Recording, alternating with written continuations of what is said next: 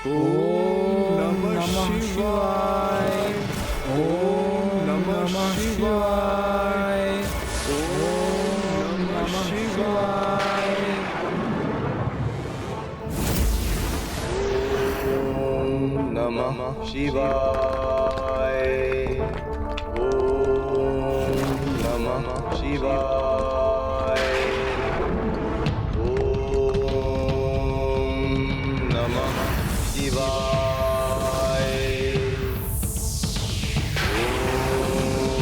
ओम नमः शिवाय। ओम नमः शिवाय।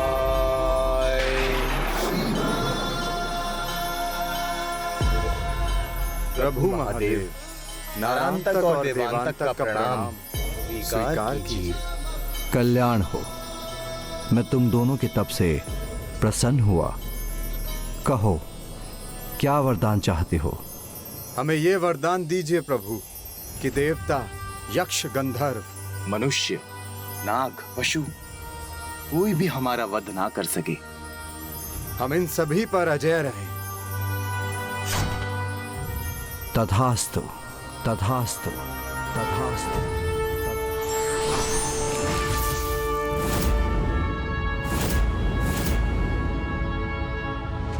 प्रिय भ्राता नारायणतक, हम अजय हो गए।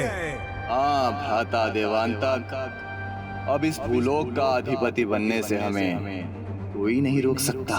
न कोई रोक न कोई टोक, केवल लगेगा भोग, केवल भोग।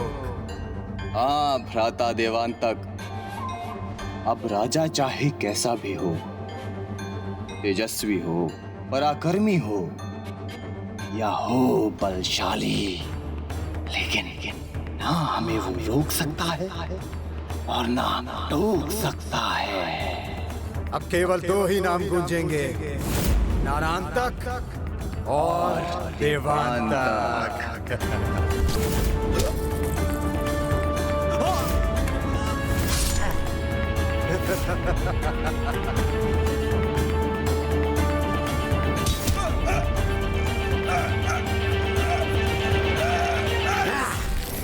भूलोक ही क्या, हमारी सत्ता तो स्वर्ग और पाताल लोक में भी होगी, वो भी बिना किसी रोक टोक। हम बनेंगे अब त्रिलोकपति। वीरू देवताओं, जाओ, चले जाओ यहाँ से। अपने प्राणों की सुरक्षा चाहते हो तो हमारे अधीन त्रिलोक में कहीं दिखाई मत देना, अन्यथा आजीवन कारागार में बंदी बना देंगे।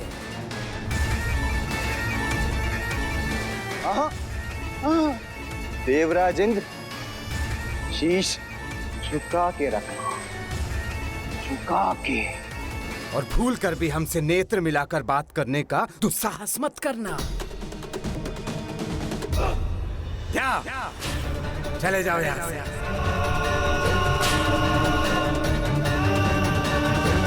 जब जब धरती पर अत्याचार बढ़ता है, पाप और अधर्म का राज होता है, तो धर्म की सत्ता स्थापित करने हेतु एक अवतार जन्म लेता है। ये समय नारायणतक और देवांतक के सत्ता सुख भोगने का ही नहीं, वरन एक नए अध्याय के आरंभ होने का भी था।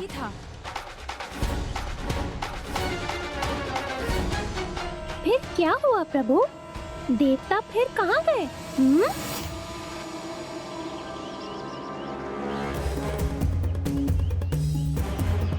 मैंने माँ को विश्वास दिलाया था। क्या हुआ देवराज इंद्र, आप यहाँ रुक क्यों गए? भीतर जाने का धैर्य मुझ में नहीं है। हमने माँ को आश्वासन दिया था कि किसी भी स्थिति में कोई भी असुर हम पर आक्रमण नहीं करेगा, किंतु दुर्भाग्यवश हमें ऐसी अवस्था में यहां आना पड़ा। यदि माता हमें ऐसी अवस्था में देखेगी तो उनका हृदय आहत होगा। हमारा लौट जाना ही उचित होगा। माँ का हृदय तो तब भी आहत होगा पुत्र, यदि उसकी संतानें अपनी माँ से अपना दुख बांटने बिना ही लौट जाएं। संकोच में अपनी माँ से अपना दुख बांटने में वो स्वयं को असमर्थ समझे। क्या हुआ है पुत्रों? ऐसा कौन सा संकट आया है जो तुम सब ऐसी अवस्था में यहाँ हो?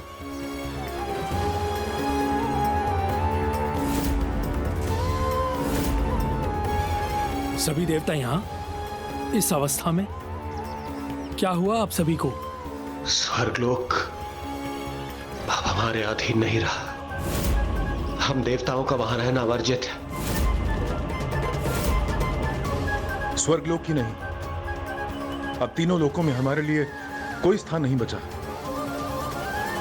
माता पिता के निवास स्थान का द्वार तो अपनी संतान के लिए सदैव खुला रहता है, फिर संकोच कैसा?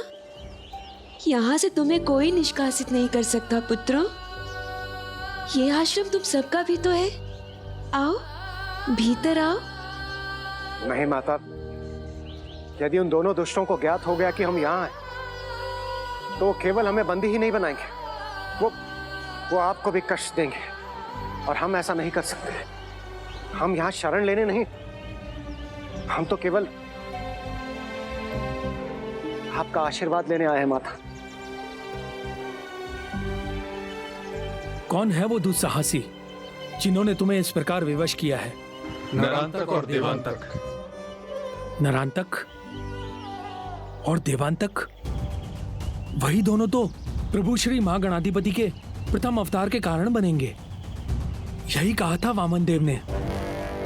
परम ब्रह्म महागणाधिपति जी आपके पुत्र के रूप में अपना प्रथम अवतार लेंगे। देवी, अर्थात उनके अवतार का समय आ गया है।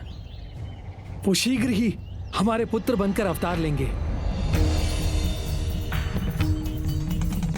माता, अब आप ही हमारी रक्षा कर सकते हैं। इस कष्ट से अब आप ही हमें मुक्त करा सकते हैं माता। जिस प्रकार आपने प्रभु श्री विष्णु के अवतार को पुत्र रूप पाकर हमें राजा बलि से छुड़ाया था, अब समय आ गया है माता।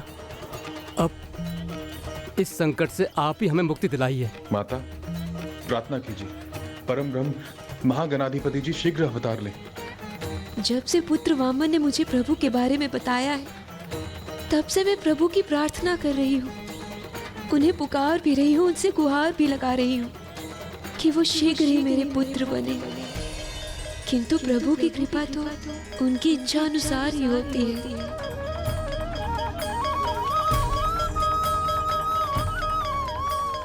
एक माँ के होते हुए उसकी संतान को किसी भी बात की चिंता नहीं होनी चाहिए। अपनी संतान की रक्षा करने के लिए ये माँ असंभव को भी संभव बनाने का प्रयास करेगी। मैं अभी से प्रार्थना आरंभ करूंगी, और जब तक प्रभु की आशीष मुझ पर नहीं होगी, मैं उनकी प्रार्थना करना नहीं छोड़ूंगी। धन्यवाद माता, अब हमें अनुमति दीजिए।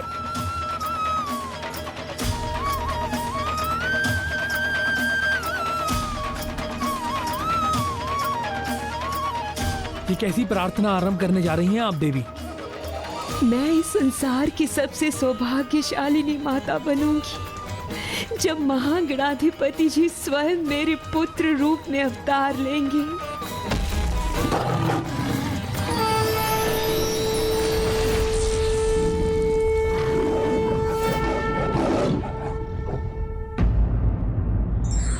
कोई भी संबंध मात्र स्नेह और अधिकार से दृढ़ नहीं बनता, वरन त्याग और कर्तव्य पालन ही इसे दृढ़ बनाता है।